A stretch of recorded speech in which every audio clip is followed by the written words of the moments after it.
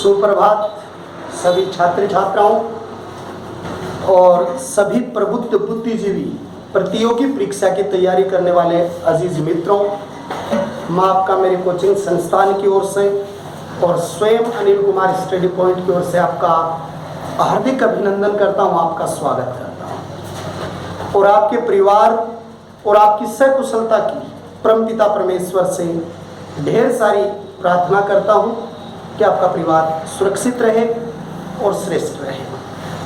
देखो, आज हमारा जो टॉपिक है वो टॉपिक भूगोल से संबंधित है और भूगोल का जो टॉपिक है जिसमें प्रियदर से जो परसों हमने चर्चाएं की थी हमारी वीडियो में, उनमें हमने जैसे अनुदैर्यन, अनुप्रस्थ, पलायझील, खीटन, रन, टाट, ताराबोलिक, पैराबोलिक कई चीज़ों के बारे में विस्तार से बताया गया था, लेकिन समय की प्रतिबद्धता के मध्य कुछ चीज़ें बाकी रह गई थी। पहले हम वो पढ़ाते और फिर अरावली पर्वत श्रृंखला के बीच में हम आपसे चर्चाएं करते हैं। देखो, एक प्रश्न आता है कंपटीशन में और वो प्रश्न आता है खड़ी। ये प्रश्न पटवारी की एग्जाम में भी ये प्रश्न आ गया, ग्राम सेवक परीक्षा में भी ये प्रश्न आया और फर्स्ट ग्रेड की एग्जाम में भी आया। इसके साथ दो शब्द जुड़ते हैं। एक तो ये शब्द जुड़ता है कि इसका निर्माण किसने करवाया, तो इसके साथ एक शब्द जुड़ता है और उस शब्द का नाम है पालीवाल ब्राह्मण। ये एक जाति है ब्राह्मणों की और ये पालीवाल ब्राह्मणों ने इसका निर्माण करवाया। फिर ये चीज है कि इस खड़ीन की आवश्यकता क्यों महसूस हुई थी। इस खड़ीन की आवश्यकता ये हुई कि यहाँ मरुस्थलीय क्षेत्रों के अंतर्गत बालुका मिट्टी पाई जाती है और बालुका स्तूपों में जो कृषि की जाती है उस कृषि को भी खड़ीन कहते हैं। ये खड़ीन दो शब्द में आ गया। एक तो इसका शब्द का नाम जुड़ गया कृषि और कृषि के साथ एक शब्द जुड़ गया जो बालुका जो स्तूप है, उन बालुका स्तूपों में जो कृषि होती है स्तूपों के मध्य, उस बालुका स्तूपों के मध्य होने वाली कृषि को खड़ीन कहा जाता है। खड़ीन एक जलाशय जिसका निर्माण पालीवाल ब्राह्मणों के द्वारा इसका निर्माण करवाया गया था और ये वर्षा जल संरक्षण की विधि है। तो तीसरे नंबर पर आपसे प्रश्न पूछा जाता है, वर्षा जल संरक्षण की विधि कौन सी है? खड़ीन है, पालीवाल ब्राह्मण है, बालुका स्तूपों के मध्य कृषि का एक रूप है, उसको भी इसको कहा जाता है। फिर दूसरी चीज यहाँ होती है कि ये परंपरागत जल स्रोत है। देखो, आपसे एक बात पूछी जाती है, परंपरागत जल स्रोत यानी परंपरागत जल स्रोत क्या होते हैं? वो जल स्रोत जो पीढ़ियों से हमारे जल संरक्षण के संसाधनों के क्षेत्र में आते हैं उन्हें परंपरागत स्रोत कहते हैं। जैसे आपके तालाब है, टांका है, खड़ीन है, उसके बाद झीलें हैं, ये सब परंपरागत स्रोत आते हैं। एक बार रीट के एग्जाम में पूछा गया था परंपरागत जल स्रोत कौन से हैं, तो उसमें तालाब भी था और टांका भी था। तो ऐसी स्थिति में आपको प्रश्न का जवाब जो देना था वो टांका का देना था। कई बार एक जैसे शब्दों के रूप में भी शब्द पूछ लिए जाते हैं। दूसरी चीज यहाँ पर एक चीज आती है और वो चीज ये आती है कि ये जो खड़ीन जो बनी है ये कहाँ बनी है? जैसलमेर में बनी है। ये कहाँ पर इसका निर्माण हुआ है? तो आप इसके अंतर्गत एक शब्द लिखेंगे कि इसका निर्माण जो हुआ है वो जैसलमेर क्षेत्र के अंतर्गत इसका निर्माण हुआ है। दूसरी चीज यहाँ पर आती है कि ये जो आपकी खड़ीन जो निर्मित हुई है ये आज एक भारतीय कंपटीशन के अंतर्गत पूछा जाता है खड़ीन कहाँ है, तो राजस्थान में। खड़ीन कृषि कहाँ है? जैसलमेर में। बालुका स्तूपों के मध्य की कृषि को खड़ीन कहते हैं। पालीवाल ब्राह्मणों द्वारा बनाए गए धर्मार्थ जलाशय खड़ीन है। वर्षा जल संरक्षण के जैसलमेर क्षेत्र में खड़ीन है, परंपरागत है क्योंकि यहाँ पर बलुई मिट्टी पाई जाती है और बलुई मिट्टी के मोटे कण होते हैं और उसको एरिडोसोल कहते हैं। उन मोटे कणों के कारण ये चीज होती है। ये चार चीजें आपको क्लियर करनी है, किसके अंतर्गत? खड़ीन के रूप से क्लियर करनी है, जो किस जिले में सर्वाधिक है? जैसलमेर क्षेत्र के अंतर्गत सर्वाधिक पाई जाती है। देखो, थार के मरुस्थल में कुछ हवाएं चलती है। हो सकता है कंपटीशन में एक दो प्रश्न ऐसे होते हैं जो आपको बता दिए जाते हैं, जैसे माउंट के बारे में कई बार आपके प्रश्न आ जाते हैं और माउंट में आप इस प्रश्न को क्लियर कर देते हो। लेकिन ये कई तरीके की हवाएं होती है। एक बार उन हवाओं के नाम मैं आपको बताता हूँ। एक तो माउठ हवा एक पूर्वाई है, यानी कि दूसरी हवा है वो पूर्वाई है। तो एक हवा है पूर्वाई है, एक माउठ है, एक लू, एक बहमूल्य है, एक लू है, एक पूर्वाई है। ये कई हवाएं जो राजस्थान के अंतर्गत चलती हैं और एक पूर्वाई होती है। एक बात आप ध्यान से देखिए, पहले नंबर के अंतर्गत माउठ है, तो आप इस पे 2 प्रश्न बनाएंगे कि इस माउठ का वर्णन शीतकालीन जो वर्षा होती है वो शीतकालीन वर्षा को आप माउठ कहते हैं। कई बार आपको इसमें पूछा जाए तो आप लिखेंगे भूमध्य चक्रवातों से होने वाली बारिश को आप क्या कहते हैं, माउठ कहते हैं। और आप इस पे एक शब्द और पश्चिमी विक्षोभ, विक्षोभ की जो बारिश होती है उस पश्चिमी विक्षोभ की जो बारिश है उस विक्षोभ की बारिश को भी माउठ कहा जाता है। दक्षिणी पश्चिमी मानसून जो बंगाल की खाड़ी से आने वाली हवाएं हैं वो क्या कहलाती हैं, वो कहलाती हैं पूर्वाई। कौन सी हवा में, दक्षिणी पश्चिमी मानसून।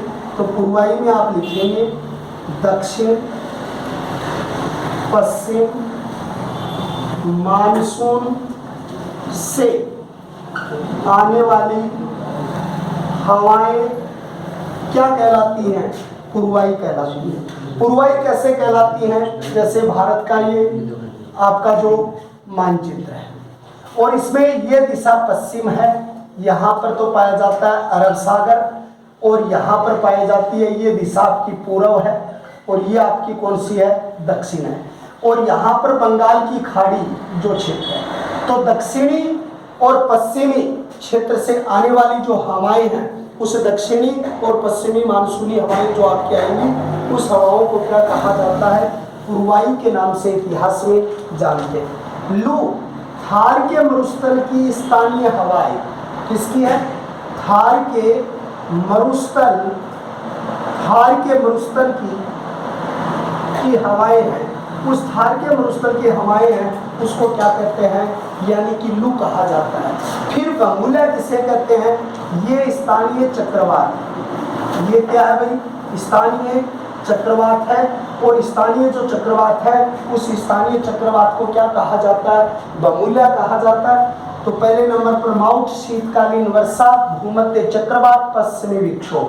पूर्वाई दक्षिणी पश्चिमी मानसून से आने वाली हवाएं जो आपकी हैं, तार के मरुस्थल की हवाएं जो है लू है, बहमूल्य स्थानीय चक्रवात के रूप में मानी जाती है। लेकिन इनको अलग अलग महाद्वीपों के हिसाब से पढ़ा जाए तो इसको अलग अलग नाम से संबोधन दिया जाता है और वो इसका नाम संबोधन किस तरीके से होता है उसे आप ध्यान से देखिए।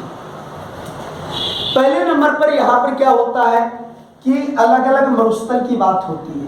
विश्व का सबसे बड़ा मरुस्थल और विश्व का सबसे गर्म मरुस्थल है सहारा का मरुस्थल। और सहारा का मरुस्थल कहाँ पर है भाई, दक्षिणी अफ्रीका क्षेत्र में है। और दक्षिणी अफ्रीका में विश्व की जोहान्सबर्ग नामक स्थान सोने के खदानों के लिए प्रसिद्ध है। भारत के अंतर्गत कोलार कर्नाटक सोने के लिए प्रसिद्ध है और राजस्थान का बांसवाड़ा आनंद भूकिया क्षेत्र भी सोने के लिए काफी प्रतिष्ठित है। फिर दूसरी चीज यहाँ पर आती है कि सहारा के दक्षिण के मरुस्थल में कौन सी हवा चलती है, तो सिराको हवा चलती है। कौन सी हवा चलती है, सिराको हवा चलती है। थार के मरुस्थल में लू चलती है, लेकिन सहारा के दक्षिणी अफ्रीकन मरुस्थलीय क्षेत्र में सिराको नाम की हवा चलती है। मिस्र के अंतर्गत जो क्षेत्र है उसके अंतर्गत खमसिन हवा चलती है। तो मिस्र, इस मिस्र को क्या कहा जाता है, इतिहास के अंतर्गत पिरामिडों का देश कहा जाता है।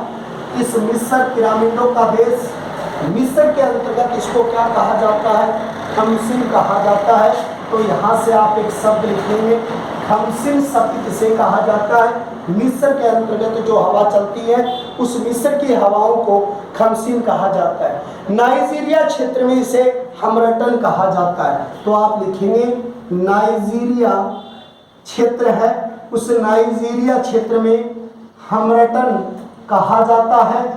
हमरटन कहाँ कहा जाता है? तो नाइजीरिया जो क्षेत्र है उस नाइजीरिया क्षेत्र में इन्हीं हवाएं जो इस प्रकार की समकालीन समसामयिक हवाएं चलती है उसको हमरटन कहते हैं। गिन्नी तट पर इसे डॉक्टर कहा जाता है। कौन से तट पर? गिन्नी क्षेत्र का जो तट है उस गिन्नी तट के ऊपर इसे क्या कहा जाता है? डॉक्टर के नाम से इसे इतिहास में जानते हैं। उत्तरी अमेरिका के जो पहाड़ी ढाल है, उत्तरी अमेरिका क्षेत्र के पहाड़ी ढाल है उनमें चिनकू कहा जाता है। कौन सा क्षेत्र है? उत्तरी अमेरिका। और उत्तरी अमेरिका का पहाड़ी ढाल है। कौन सा ढाल है? पहाड़ी ढाल। और पहाड़ी ढाल में इसको क्या कहा जाता है? चिनकू कहा जाता है। एक बार पुनः देखिए, सहारा के मरुस्थल सबसे गर्म मरुस्थल है और सबसे प्राचीन मरुस्थल है। ये जो सहारा का मरुस्थल कहाँ है? दक्षिणी अफ्रीका क्षेत्र में। इस सहारा के मरुस्थल में चलने वाली हवा कौन सी है? सिराको। भारत का मरुस्थल कौन सा है? थार का मरुस्थल है। कौन कौन से देशों के अंतर्गत आता है? पाकिस्तान व भारत क्षेत्र में आता है। भारत में कितना परसेंट है? 62। और पाकिस्तान में कितना है? 38। यहाँ गर्म हवा चलती है उसको क्या कहते हैं? लू कहते हैं। मिस्र देश है, इस मिस्र का नाम कंपटीशन में क्या आता है? पिरामिडों का देश है। पिरामिडों का देश मिस्र है, उसमें इसी तरीके की हवा चलती है, उसको क्या कहते हैं? खमसिन कहा जाता है। फिर अगला शब्द है नाइजीरिया। ये दोनों शब्द आपके लिए बड़े महत्वपूर्ण हैं। आप एक बार सेकंड ग्रेड के थोड़े पेपर उठा के देखना सब्जेक्ट के, और एक विशेष तौर से रीट का पेपर आप उठाओगे पुराना 2016 का, उसमें सिराको देखेंगे।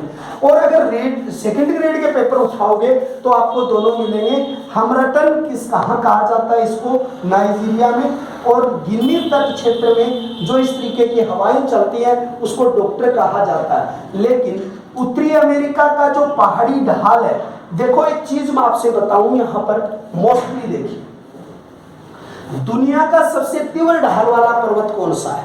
तो वो भारत में है, और भारत में भी पीओके क्षेत्र में है। पीओके क्षेत्र में कौन सा? राका पोसी, यानी कि दुनिया का सबसे तीव्र ढाल वाला जो पर्वत है वो राका पोसी पर्वत है। और यानी कि अमेरिका की उत्तरी ढाल जो है पहाड़ी क्षेत्र है उनमें एक हवा चलती है, उस हवा का नाम क्या है? चिनकू नाम है।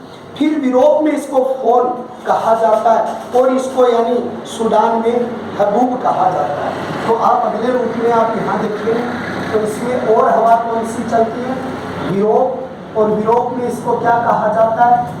फोन कहा जाता है। और फोन कहने के साथ में यानी सूडान जो क्षेत्र है उस सूडान क्षेत्र में इसको हबूब कहते हैं। तो आप यहाँ लिखेंगे सूडान, और सूडान क्षेत्र में क्या कहा जाता है? हबूब कहा जाता है। ये यानी कि उस क्षेत्र में चलने वाली हवाएं जो अलग अलग क्षेत्र के अंतर्गत अलग अलग नामों से जानी जाती हैं। अगर आप एक ही तथ्य को अगर लेते हो तो आप यानी इसमें थोड़ा सा एक चीज और पूछी जा सकती है। अगर आप यहाँ एसएससी के एग्जाम में बैठने वाले स्टूडेंट हो तो इस बात को याद रखना, आपके ये प्रश्न यूं आएगा कि निम्न को सुमेलित कीजिए। सहारा दे देगा, और सिराको दे देगा, मिस्र दे देगा, खमसिन दे देगा, नाइजीरिया दे देगा, हमरटन दे देगा, गिनी दे देगा, डॉक्टर दे देगा। यह चार ये नाम दे सकते हैं। तो इनमें आपको एक अंतर पूछा जा सकता है। आपको एक शब्द दे देगा कि जैसे आपको एक शब्द दे देगा बमूला, और एक शब्द आपको दे देगा पुरवाई, एक शब्द आपको दे देगा लू, ये तीन शब्द आपको दे देगा। अब आप यानी इनके आपको सुमेलित करवाएगा। बमूला मरुस्थल के अंतर्गत एक चक्रवात है स्थान, हवाई चक्रवात। और पुरवाई यानी बंगाल की खाड़ी से उठने वाला जो मानसून है। अब आप सभी मानसूनों को आप क्या कहते हो? अभी आप ये पश्चिमी और ये दक्षिणी। अब आप ये कहोगे कि सर दक्षिणी पश्चिमी कहाँ से हो गए? पुरवाई। देखो मानसून दोनों एक ही है। हाँ, ये यहाँ टकरा के वापस घूमता है, लेकिन मानसून तो वही है। देखो पश्चिमी दक्षिण से ही, क्योंकि यही तो हवाएं यहाँ से उठ रही हैं, यही हवाएं यहाँ से उठ रही हैं, तो इसकी हवाएं जो आती हैं उनको पुरवाई कहा जाता है। लेकिन कई बार आप ऐसा सोचते हो कि जैसे मारवाड़ी में हमारे बुजुर्ग कहते हैं कि झोला मार गया फसल को, ये क्या होता है भाई? ये भी पुरवाई होती है कि जिसको कई बार कहते हैं पुरवा और पछुआ। कहते हैं आज पछुआ चल रही है, बारिश आ सकती है। आज पुरवाई चल रही है, ये हवा 3 दिन से चल रही है, पूरे अनाज को उठा लिया। ये कारण क्या है? पुरवाई का मतलब जो पूर्वी क्षेत्र से जो लौटता हुआ जो मानसून होता है जिसमें बारिश की मात्रा होती नहीं है, क्योंकि वो तो थोड़ी बहुत यहाँ से उठा के इन तटों पर बारिश करते हैं, तो वहां से वापिस आती है तो वो पूर्वायु कहलाती है। और पछुआ का मतलब इधर से जो हवाएं चलती हैं वो पछुआ कहलाती है। ये भी 2 बार कंपटीशन में पूछा गया, तो उसको आप यानी बहुत अच्छे तरीके से क्या करेंगे। अब मरुस्थल की एक चीज आती है जिस पर हम बहुत अच्छे तरीके से आपको पढ़ाएंगे, लाठी सीरीज। थार के मरुस्थल में एक शब्द आपके आता है और थार के मरुस्थल में एक चीज आता है, लाठी सीरीज। देखो एक शब्द में आपको बता, ये जो लाठी क्या है, सीरीज। अगर आपको भविष्य में कभी राजस्थानी भाषा से मौका मिले एमए करने का, तो आप उसमें एक शब्द पढ़ते हो, लाठी, गेसला, डंडा, लठ, ये इसके पर्यायवाची शब्द है। लेकिन यहाँ पर जो शब्द है वो एक अलग चीज के अंतर्गत आता है। लाठी सीरीज एक सेवण घास का मैदान है। सबसे पहले शब्द में आपको लिखना पड़ेगा कि लाठी सीरीज जो क्षेत्र है वो सेवण घास का मैदान है, अगर आपको पहली बार अगर पूछा जाए तो। दूसरी भूगर्भिक जलपट्टी है और पोखरण और मोहनगढ़ क्षेत्र में। तो पहले आप लिखेंगे पोखरण, और पोखरण से आप किसमें लेते हो, मोहनगढ़। और मोहनगढ़ क्षेत्र में क्या है, जल भू परपट्टी है, जल भू परपट्टी है। ये जल भू परपट्टी है मोहनगढ़ के बीच में और पोखरण के क्षेत्र, और उस क्षेत्र को आप कहते हैं लाठी सीरीज। और लाठी सीरीज क्या है, सेवण और घास का जो मैदानी क्षेत्र है उसको यहाँ पर कहा जाता है। ये लाठी सीरीज है, इसको नखली स्थान के नाम से भी जाना जाता है। ये लाठी सीरीज का क्षेत्र है उसको क्या कहते हैं, नखली स्थान के नाम से भी जानते हैं। तो नखली स्थान इसे कहा जाता है, जो लाठी सीरीज का जो क्षेत्र है उसको नखली स्थान के नाम से जानते हैं।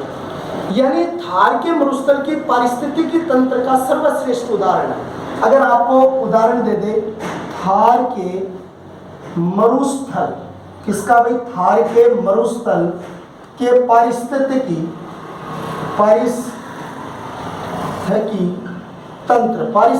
तंत्र का उदाहरण है। कई शब्दों में जो हो सकता है उसमें थोड़ा ध्यान से देखेंगे।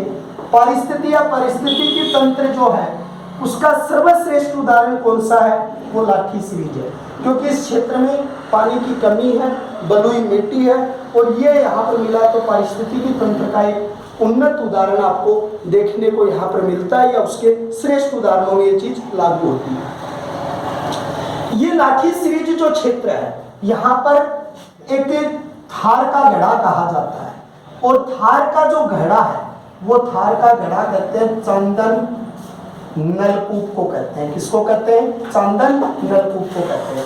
ये 60 किलोमीटर एक पट्टी है, इसमें मीठा पानी है, और इस मीठे पानी को चंदन नलकूप कहा जाता, चंदन नलकूप है यहाँ पर, और उसको आप क्या कहते हैं, थार का घड़ा कहते हैं। दो चीज देखिए, यहाँ पर एक शब्द है, अगर इस थार के घड़े की तरह थार का जल महल किसे कहा जाता है, अगर ये दोनों शब्द देखिए, एक तो थार का जल महल है और एक थार का क्या है, घड़ा है। ये दोनों शब्द हैं, एक थार का जल महल है और एक थार का घड़ा है।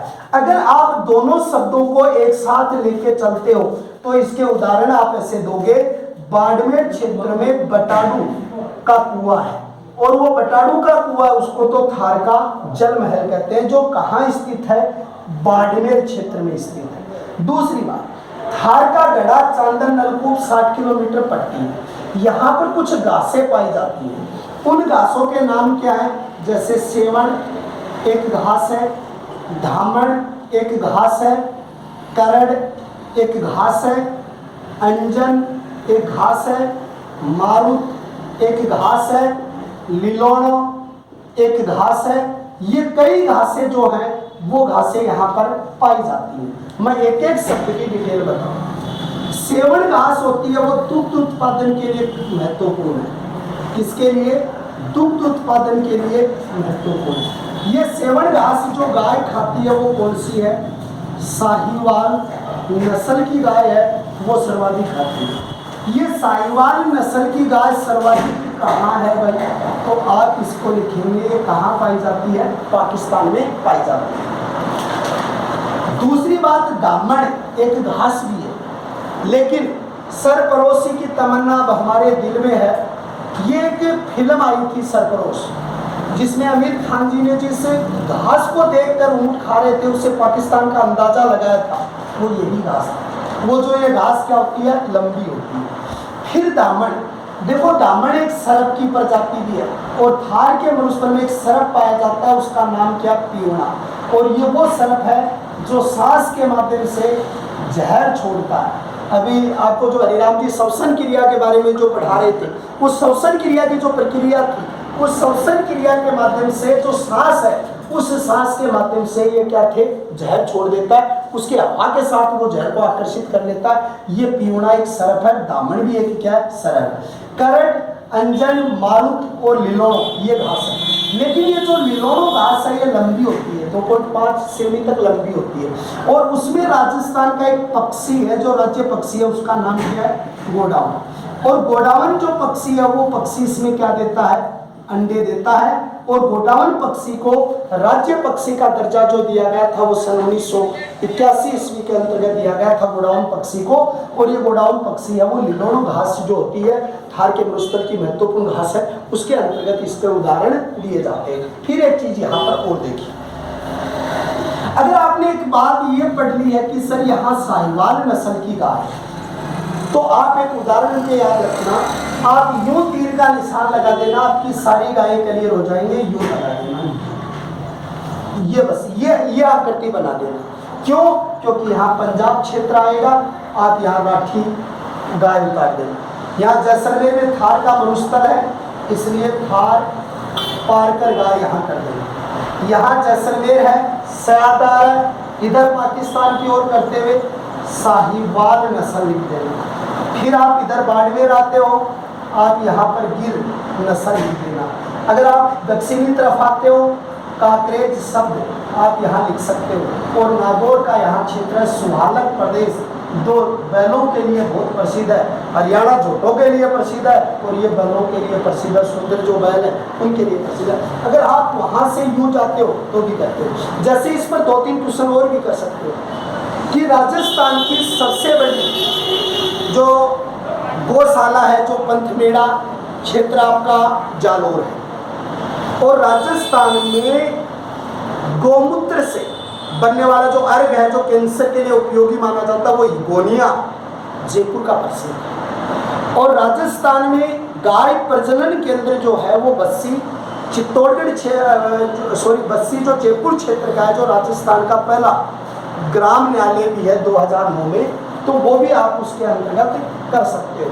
तो ये चीज़ें आपकी बची हुई थी, किससे, राजस्थान के भौगोलिक परिदृश्य के अंतर्गत उस चीज़ से संबंधित बची हुई थी जो चीज़ें आपको यानी कि थार के मरुस्थल पर पढ़नी थी। अब देखिए दूसरी चीज, एक बात कही जाती है यहाँ पर कि थार के मरुस्थल के अंतर्गत जो विश्व का सर्वाधिक घनत्व वाला है, विश्व का सर्वश्रेष्ठ मरुस्थल है, उसी तरीके से आपको एक शब्दावली मैं आपको बताता हूँ, और उस शब्दावली के अंतर्गत आपको कौन कौन सी चीज़ें पढ़नी है उसे ध्यान से देखिए। अब आपका जो दूसरा टॉपिक है, और उस दूसरे टॉपिक का नाम अरावली पर्वत श्रृंखला। एक बात मैं आपको बता दूं कि अरावली पर्वत श्रृंखला को अर्णावत पर्वत कहते हैं। और वर्णावत पर्वत अगर आपको स्थान विशेष पूछ ले तो स्थान विशेष में आपको क्या लिखना पड़ेगा, बूंदी लिखना पड़ेगा। अरावली पर्वत श्रृंखला आज कौन से तथ्यों के लिए कारगर है? मैं मानता हूं कि हर इंस्टीट्यूट में हर टीचर आपको 2-4 लाइनें पढ़ाता है कि अरावली विश्व की सबसे वलित पर्वत श्रृंखला है, लेकिन मैं आपको यहाँ पढ़ाऊंगा कि वलित क्यों है। आप मेरे से पूछो कि वलित क्यों है, ये बड़ी चीज है कि वलित का कारण है। आपको पढ़ाया जाएगा कि अरावली पर्वत श्रृंखला 600 जो यानी कि आपकी 50 किलोमीटर लंबी है, और 680 जो है जिसमें 692 किलोमीटर लंबी है, 500 80 जो है वो 580 है, वो राजस्थान में। ये 2 डिजिट आपको बताई जाती है कि भाई कुल लंबाई 692, 580 राजस्थान के अंतर्गत 80% इलाका। लेकिन मैं इन चीज़ों से पहले ये बताऊं कि इस अरावली पर्वत श्रृंखला का भारतीय कंपटीशन के अकॉर्डिंग या भारत की जलवायु में इसका क्या विशेष योगदान है। अरावली पर्वत श्रृंखला का पहला महत्व है मानसून का प्रभाव।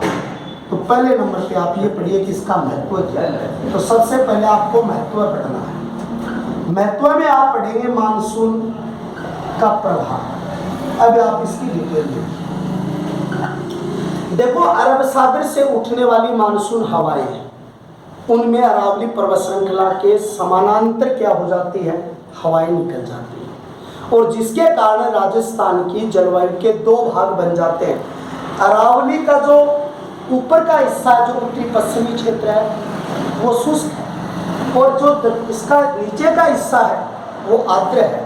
इसका मुख्य कारण था वो अरावली की संरचना। दूसरी बात देखिए, अपुआ तंत्र को के प्रभाव को प्रभावित करता है। किसको प्रभावित करता है? अपुआ तंत्र को प्रभावित करती है। अपुआ तंत्र को कैसे प्रभावित करती है? देखो, एक बात देखिए, गंगा और यमुना, ये 2 नदियां हैं जो आपके इस क्षेत्र में अरावली पर्वत श्रृंखला की ये स्टेप आपकी यहाँ पर आती है। लेकिन ऊपर के हिस्से में देखिए, जो सिंधु नदी है, सतलज नदी है, ये पंजाब के ऊपर वाले इलाकों में बहती है। तो इन दोनों अपुआ तंत्रों को अलग करने का जो कार्य करती है वो आपकी कौन सी पर्वत श्रृंखला करती है? अरावली पर्वत श्रृंखला करती है। उद्योगों के दृष्टिकोण से भी महत्वपूर्ण। तीसरी बात कौन सी आती है? उद्योगों के दृष्टिकोण से महत्वपूर्ण है। क्यों है भाई? क्योंकि इसे खनिजों के भंडार है, खनिजों के भंडार है। जैसे आपका ग्रेनाइट आता है, सोना है, चांदी है, तांबा है, ये सारी चीज़ों से ये परिपूर्ण है।